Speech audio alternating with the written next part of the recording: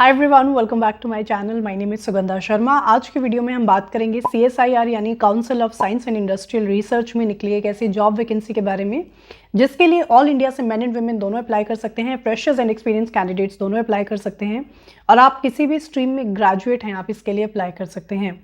CSIR जो है ये ministry of science and technology के अंडर आता है, यानी गवर्नमेंट ऑफ इंडिया का ही एक हिस्सा है। यहाँ पे जिस पोस्ट पे वैकेंसी निकली है ये दो पोस्ट हैं। पहली पोस्ट है असिस्टेंट सेक्शन ऑफिसर, दूसरी पोस्ट है सेक्शन ऑफिसर की पोस्ट। इन दोनों पोस्ट का एलिजिबिलिटी क्राइटेरिया सेम है, फॉर्म सेम फिल किया जाएगा, exam pattern and syllabus same है, exam same day same time होगा, इनफैक्ट सेम एग्जाम होगा। तो इन दोनों में डिफरेंस क्या है? इनमें डिफरेंस ये है कि सेक्शन ऑफिसर की जो पोस्ट है वो असिस्टेंट सेक्शन ऑफिसर से बड़ी है। सेक्शन ऑफिसर एक गैजेटेड पोस्ट है जबकि असिस्टेंट सेक्शन ऑफिसर एक नॉन गैजेटेड पोस्ट है।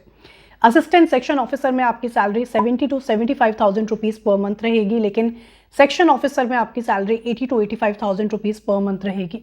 फॉर्म फिल करते वक्त आपसे आपकी प्रायोरिटी पूछी जाएगी कि आप ASO या SO में से किसके लिए फॉर्म फिल करना चाहते हैं। मान लेते हैं आप ASO के लिए फॉर्म फिल करते हैं और आप सेलेक्ट हो जाते हैं, तो डिपार्टमेंट में 6 से 7 साल काम करने के बाद जब आपका प्रमोशन होगा तब आप सेक्शन ऑफिसर बनेंगे।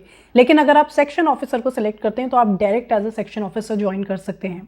तो आपको सोच के लग रहा होगा कि फिर कोई भी ASO का फॉर्म क्यों भरेगा, सब SO का ही फॉर्म भरेंगे। लेकिन आपको ये भी जानना ज़रूरी है कि SO की जो कट ऑफ है वो ज़्यादा जाएगी in comparison to ASO। Also ASO का जो नंबर ऑफ वैकेंसीज हैं वो ज़्यादा है इन कंपैरिजन टू SO की वैकेंसीज।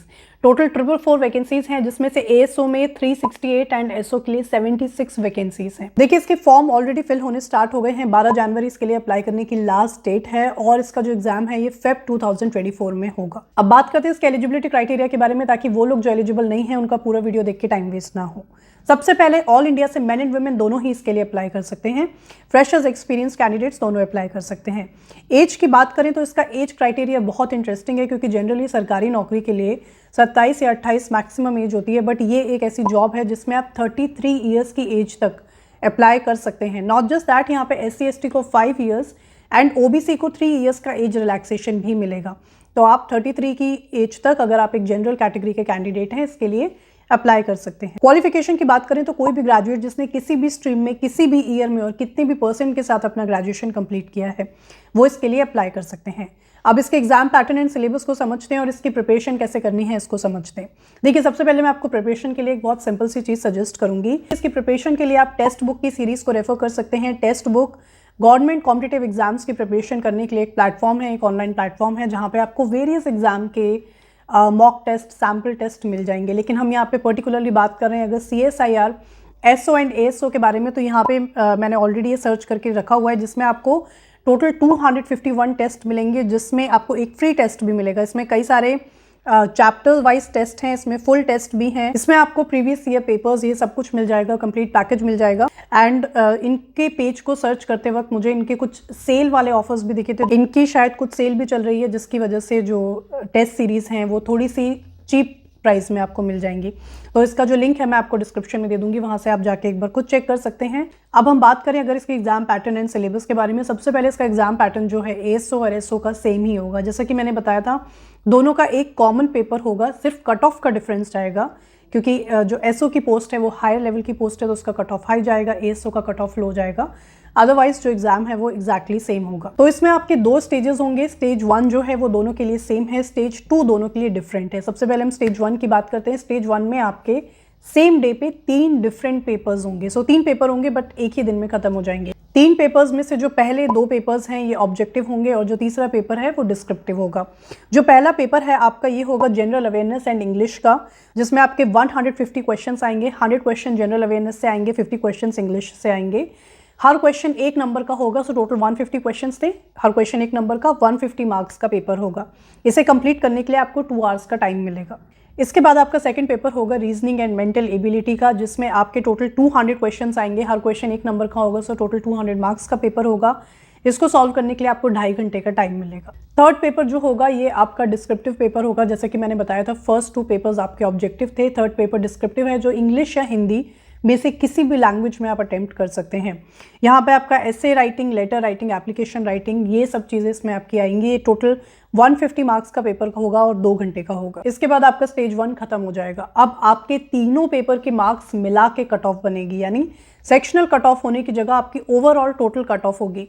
आपका जो पहला पेपर था वो 150 मार्क्स का था, दूसरा पेपर 200 मार्क्स का था, तीसरा पेपर 150 मार्क्स का था। सो टोटल 500 मार्क्स का आपके जो तीनों पेपर हैं मिला के 500 मार्क्स के हुए और आपकी जो कट ऑफ है ये 500 में से बनेगी। नाउ स्टेज 2 जो है वो ASO के लिए और SO के लिए अलग अलग है। स्टेज 2 में ASO के लिए आपको एक कंप्यूटर प्रोफिशिएंसी टेस्ट देना होगा, जिसमें आप कंप्यूटर चलाने में कितने कंफर्टेबल हैं, यानी आप बेसिक कंप्यूटर फंक्शंस कर पाते हैं कि नहीं, इस चीज़ का टेस्ट होगा। लेकिन SO के लिए आपका एक पर्सनैलिटी टेस्ट होगा। ASO का जो CPT है ये सिर्फ क्वालिफाइंग इन नेचर है, यानी इसके मार्क्स ऐड नहीं होंगे। यानी अगर आपने बेयरली उसको पास किया या आपने उसको बहुत अच्छे मार्क्स से पास किया, दोनों में कोई डिफरेंस नहीं है, सिर्फ पास करने से मतलब है। लेकिन जो पर्सनैलिटी टेस्ट है, यानी जिसको आप कह सकते हैं पर्सनल इंटरव्यू, ये यहाँ पे 100 मार्क्स का होगा और इसके मार्क्स जो है मेरिट लिस्ट में काउंट होंगे। सो आपकी जो फाइनल मेरिट लिस्ट बनेगी वो ASO के लिए 500 मार्क्स में से बनेगी, क्योंकि जो हमारा स्टेज 1 था विच वॉज रिटन एग्जाम वो 500 मार्क्स का था, और जो SO की पोस्ट है इसके लिए 600 मार्क्स की बनेगी, क्योंकि 500 मार्क्स का रिटन एग्जाम एंड 100 मार्क्स का इंटरव्यू। सैलरी की बात करें तो यहाँ ASO की पोस्ट के लिए ₹70,000 to 75,000 per month and SO की पोस्ट के लिए 80,000 to 85,000 रुपीज़ पर मंथ की सैलरी रहेगी। सैलरी जो है वो लार्जली डिफर करती है, स्पेशली गवर्नमेंट जॉब्स में कोई फिक्स सैलरी नहीं होती।